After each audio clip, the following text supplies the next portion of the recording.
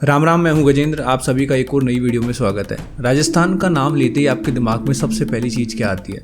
रेगिस्तान, महल और मैं। हमारे यहाँ ऐसी बहुत सी जगह है जिनको देख के एक बार के लिए आपको लगेगा कि ये भी पॉसिबल है। अगर आप ऐसे इंसान हो जिसको मिस्टीरियस जगहों के बारे में जानने में मजा आता है तो ये वीडियो आपके लिए है। मैं आज की वीडियो में आपको ऐसी ही 3 जगह के बारे में बताऊंगा। राजस्थान अपने आप में एक दुनिया है। यहाँ आपको नदियाँ, पहाड़, झीलें सब मिलेंगे। ऐसे ही पहाड़ों के बीच में उदयपुर शहर से 70 किलोमीटर दूर जाडौल इलाके में एक शिवलिंग है जिसके लिए कहते हैं कि उसे रावण लाया था। आज भी वहाँ शिवजी से पहले रावण की पूजा होती है और कहते हैं कि अगर आपने रावण की पूजा नहीं की तो आपकी पूजा अधूरी मानी जाएगी। यहाँ की कहानी भी बहुत इंटरेस्टिंग है, चलो बताता हूँ। ये बात तो आप सभी जानते हो कि रावण कितना बड़ा भक्त था।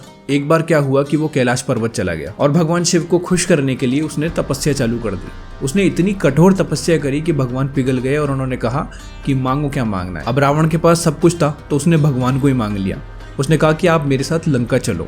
अब क्योंकि भोलेनाथ ने वरदान दिया था तो वो एक शिवलिंग के रूप में उसके साथ लंका जाने के लिए तैयार हो गए। लेकिन उन्होंने शर्त रखी कि एक तो वो आकाश नहीं जमीन के मार्ग से जाएगा और दूसरा पूरे रास्ते में कहीं भी शिवलिंग को जमीन पे नहीं रखेगा, क्योंकि जहां उसने जमीन पे रखा वो शिवलिंग वहीं स्थापित हो जाएगा। रावण ने उनकी सारी बातें मान ली और चलना शुरू किया और कहते हैं कि उदयपुर के इस इलाके में वो आके रोका। कुछ जगह बताते हैं कि उसे आराम करना था और कुछ जगह बताते हैं कि उसे लघु शंका आई थी। अब शिवलिंग को अपने हाथ में तो नहीं रख सकता था तो उसने वहां एक ग्वाले को वो शिवलिंग दिया और कहा कि थोड़ी देर इसका ध्यान रखना। उस ग्वाले को वो बात पता नहीं थी, उसने वो शिवलिंग जमीन पे रख दिया। जब रावण वापस आया और उस शिवलिंग को उठाने की कोशिश की तो वो नहीं उठा। तभी रावण को एहसास हो गया कि गलती हो गई।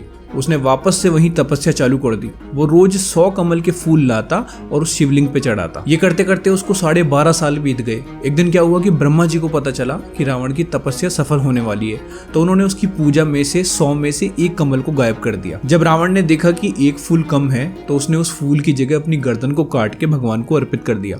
भोलेनाथ उसकी तपस्या से बहुत खुश हुए और उन्होंने रावण की नाभि में अमृत कुंड को स्थापित करते हुए कहा कि आज से इस जगह को कमलनाथ महादेव के नाम से जाना जाएगा।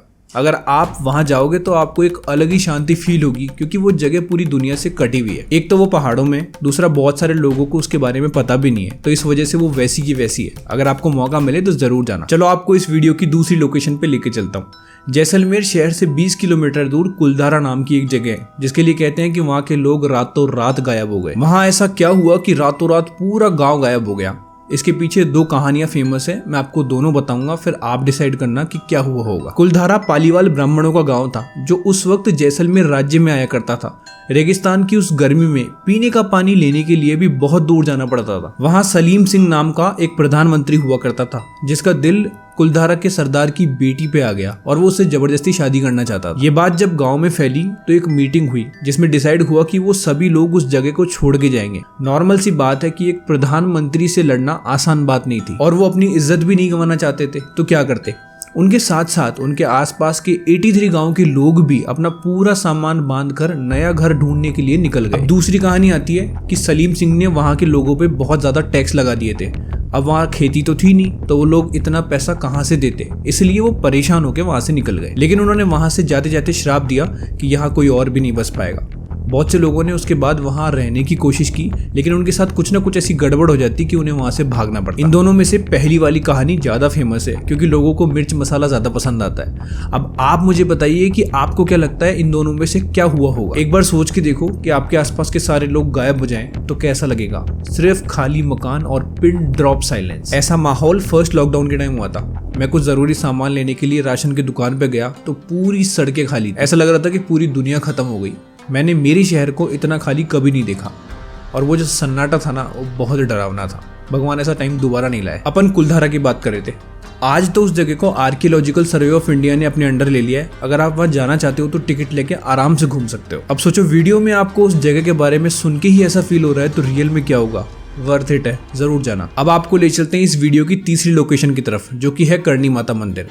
ये मंदिर बीकानेर से 30 किलोमीटर दूर है और ऐसा मंदिर आपने कभी नहीं देखा होगा। यहाँ आपको पूरे मंदिर में चूहे ही चूहे दिखेंगे। यहाँ लगभग 25,000 चूहे हैं। अगर आपको दर्शन भी करना है तो आप अपना पैर उठा नहीं सकते, आपको अपने पैर घसीट के ही चलना पड़ेगा, क्योंकि अगर एक भी चूहा आपके पैर के नीचे आके मर गया तो ये बहुत बड़ा अपशकुन माना जाता है, जिसका प्रायश्चित करने के लिए आपको सोने का चूहा चढ़ाना पड़ता है। यहाँ के चूहों को काबा बोला जाता है। इनकी एक खासियत है कि मंदिर के बाहर वाले चूहे अंदर नहीं आते और अंदर वाले बाहर नहीं जाते। अगर आपने दर्शन करते हुए सफेद चूहे को देख लिया तो वो बहुत शुभ माना जाता है और कहा जाता है कि अगर ऐसा हुआ तो आपकी मनोकामना जरूर पूरी होगी। करणी माता को जगदम्बा का अवतार माना जाता है। बताते हैं कि एक बार उनकी बहन का बेटा कोलाय झील के किनारे खड़े होकर पानी पी रहा था। एकदम से उसका पांव फिसल गया और वो डूब गया, जिसके बाद करणी माता ने यमराज से उसे वापस जिंदा करने को कहा तो यमराज ने उसे एक चूहे का रूप देके जिंदा कर दिया। कहते हैं कि उन्हीं के वंशज आज चूहे के रूप में उस पूरे मंदिर में घूमते हैं। आपने ऐसी जगह कभी नहीं देखी होगी, ये भी एक लाइफ टाइम एक्सपीरियंस है। तीनों जगह जो मैंने बताई है वो अपने आप में अनोखी है। अगर आप या आपका कोई दोस्त राजस्थान की ट्रिप प्लान कर रहे हैं तो उसे ये वीडियो जरूर शेयर करना। मैंने और भी वीडियोस बना रखी है, अगर आपके पास टाइम हो तो उनको भी चेक करना। आज की इस वीडियो के लिए इतना ही। मैं आपसे फिर मिलूंगा किसी और वीडियो के साथ, तब तक के लिए राम राम।